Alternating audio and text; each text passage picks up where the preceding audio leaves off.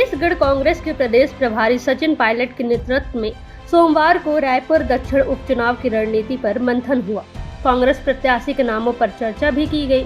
संगठन में बदलाव की लिस्ट भी तैयार कर ली गई है। वहीं छत्तीसगढ़ सरकार पर तंज कसते हुए सचिन पायलट और दीपक बैज ने क्या कुछ कहा, सुनिए। 2 दिवसीय प्रवास पर आए हैं हमारे प्रभारी महासचिव माननीय सचिन पायलट जी, और साथ में 2 हमारे प्रभारी सचिव नियुक्ति होकर भी आए। उनका भी आज हम लोगों ने पीसीसी में वेलकम किए, और साथ ही कल का दौरा भी रहा और आज का महत्वपूर्ण 2 मीटिंग रखी गई है और सीनियर नेताओं के साथ, और दक्षिण विधानसभा उपचुनाव को लेकर चर्चा हुई है। निश्चित रूप से आज हमारे पायलट सर की उपस्थिति में बैठक में बहुत सारे हम लोग को मार्गदर्शन मिले, जो आप सब बीच में पायलट सर आपके बीच में शेयर करेंगे। आज हम लोगों ने सभा करी और प्रदेश के तमाम नेताओं के साथ चर्चा करने के बाद हमने एक रूपरेखा तैयार करी है। आगामी समय में रायपुर दक्षिण में उपचुनाव होगा विधानसभा का, उसको लेकर हमने रणनीति बनाई है, और उसके कुछ समय के बाद यहाँ पर जो लोकल बॉडी के चुनाव होंगे उसको भी सब लोगों के इन्वॉल्वमेंट के साथ हम लोग कैसे करेंगे। वार्ड से लेकर प्रदेश लेवल तक हम पार्टी के नेताओं कार्यकर्ताओं की भूमिका हम लोगों ने तय करी है। हमारे 3 जो प्रभारी हैं, 2 नए नियुक्त किए हैं, सरिता जी और संपत जी, उनका सबसे आज मुलाकात करने का मौका मिला, और सभी नेताओं ने एक स्वर से इस बात को रेखांकित किया है कि 9 साल की भाजपा की सरकार छत्तीसगढ़ की पूरी तरह फेल हो चुकी है। जनता का विश्वास बहुत जल्द वो खो बैठे हैं, लेकिन आज लोग उम्मीद से देखते हैं तो कांग्रेस पार्टी को देखते हैं। भारतवर्ष में, देश भर में भाजपा का ग्राफ लगातार गिरता चला जा रहा है, और इस उपचुनाव के माध्यम से हम लोग कांग्रेस कार्यकर्ता लोग पूरे देश को ये संदेश देंगे कि 2028 के चुनाव में दोबारा भारी बहुमत के साथ हम लोग वापसी करेंगे, और सभी संपूर्ण छत्तीसगढ़ कांग्रेस का नेतृत्व एकजुट है। खड़गे जी, राहुल जी के निर्देश के अनुसार हम लोग यहाँ पर काम कर रहे हैं, और मुझे खुशी इस बात की है कि सभी नेता, हमारे वार्ड मेंबर से लेके प्रदेश के नेता, सब इस बात पर कन्विंस्ड हैं कि ये चुनाव हम लोग जीतेंगे, अच्छे मार्जिन से जीतेंगे। बड़े दुख की बात है कि राहुल गांधी जी को लगातार जो लोग टारगेट कर रहे हैं वो उस प्रकार की भाषा का उपयोग कर रहे हैं जो एक सभ्य समाज को शोभा नहीं देता। पहले केंद्र सरकार के एक मंत्री ने राहुल गांधी जी पर बेबुनियाद आरोप लगाए, बड़ी हल्की भाषा का प्रयोग किया।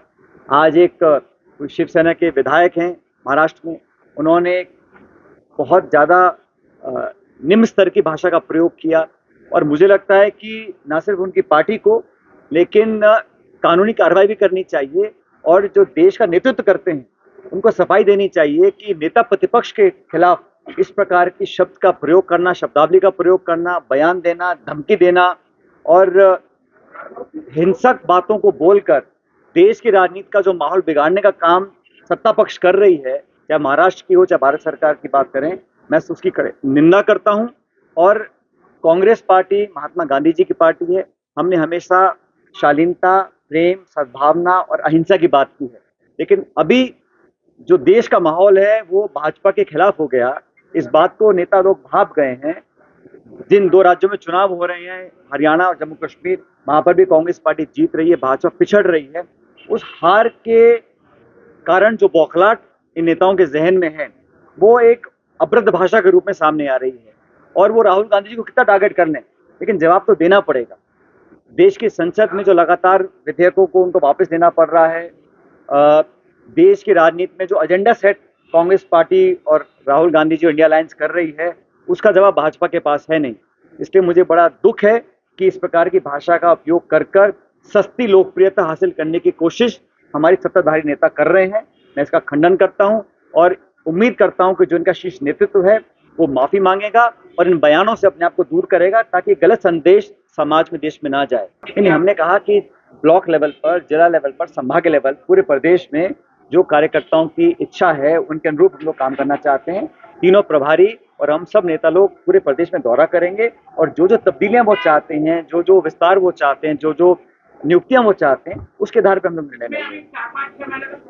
आप देखिएगा बहुत जल्दी सारा हो जाएगा, त्योहारों से पहले हो जाएगा। जादू टोना को लेकर के देख सकते हैं, पिछले 1 हफ्ते में 9 लोगों की हत्या जो है पूरे छत्तीसगढ़ छत्तीसगढ़ में हो चुकी है, क्या सरकार लोग को जागरूक करने में असफल हो रही बहन है? जी, सरकार कई मोर्चों पर विफल है। मैं सिर्फ सरकार को इसे जिम्मेदार मानता हूं कि सरकार की अगर इच्छा शक्ति होती तो बलौदाबाजार में वो नहीं होता जो हुआ। वहां प्योर इंटेलिजेंस फेलियर था और अब अपनी नाकामी को छुपाने के लिए कांग्रेस के नेताओं को आरोपित बना रहे हैं। सैकड़ों लोगों को जेल बंद किया है, पूरे सत्तावी समाज को बदनाम करने का काम कर रहे हैं, देवेंद्र यादव को जेल में डाल रखा है। तो हम लड़ेंगे लड़ाई कानूनी भी, लेकिन पॉलिटिकली मैं समझता हूँ इस सरकार की आंख खोलने का काम हमको करना पड़ेगा। और जनता देखती है उम्मीद की नजर से, तो कांग्रेस पार्टी को देखती है। छत्तीसगढ़ में लगातार ट्रेनें रद्द हो रही है, पिछले 3 महीनों में लगभग 350 ट्रेनें जो है रद्द हो रही है और आज छत्तीसगढ़ को एक नई सौगात मिलने जा रही है, वंदे भारत की ट्रेन। आज प्रधानमंत्री हरी झंडी दिखाने जा रहे हैं। पूरे देश में वो जो थ्योरी डबल इंजन की फेल हो रही है, तो ट्रेनें कैंसिल होने से मुझे आश्चर्य नहीं हो रहा कि जब इंजन फेल होते हैं तो ट्रेनें कैंसिल होती हैं।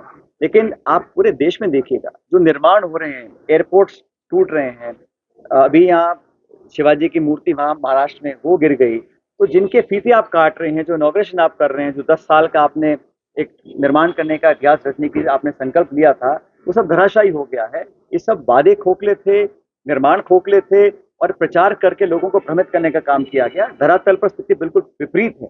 इसलिए किसान, नौजवान, मध्यम वर्ग की सबकी आवाज बढ़कर कांग्रेस विपक्ष एकजुटता से आगे बढ़ रहा है। और जैसा मैं कह रहा हूँ, आने वाले विधानसभा चुनाव बहुत जल्द झारखंड में, महाराष्ट्र में चुनाव होंगे। सभी राज्यों में अच्छे बहुमत के साथ कांग्रेस पार्टी चुनाव जीतेगी और इंडिया अलायंस और मजबूत होकर निकलेगा।